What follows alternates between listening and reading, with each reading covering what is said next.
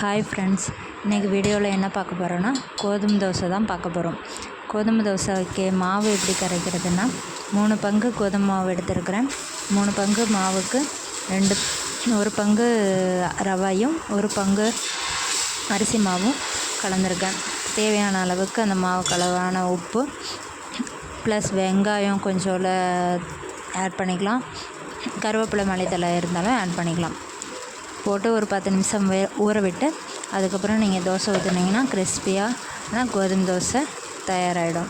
நாங்கள் எங்கள் வீட்டு குட்டீஸ்க்கு சாப்பிடாமல் இருக்கிறதுக்காக இந்த மாதிரி குட்டி குட்டி தோசையாக கோதுமை தோசை ஊற்றி கொடுத்தோன்னா அவங்க சாப்பிட்ருவாங்க. உங்கள் வீட்டு குட்டீஸ்க்கும் இந்த மாதிரி குட்டி தோசை ஊற்றி ட்ரை பண்ணி பாருங்கள், அவங்களும் சாப்பிட்றாங்களான்னு.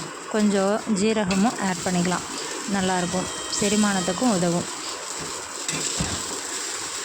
இந்த வீடியோ பிடிச்சிருந்ததுன்னா லைக் பண்ணுங்கள், மறக்காமல் நம்ம சேனலை சப்ஸ்கிரைப் பண்ணுங்கள். நான் எங்கள் வீட்டு குட்டீஸ்க்கு கோதுமை தோசை தயார் பண்ணிட்டோம். கோதுமை தோசை எங்கள் வீட்டு குட்டீஸுக்கு தயாராகிடுச்சு. இந்த வீடியோ பிடிச்சிருந்தால் லைக் பண்ணுங்கள், மறக்காமல் சப்ஸ்கிரைப் பண்ணுங்கள். ஏதாவது டவுட் இருந்ததுன்னா கமெண்ட் பண்ணுங்கள்.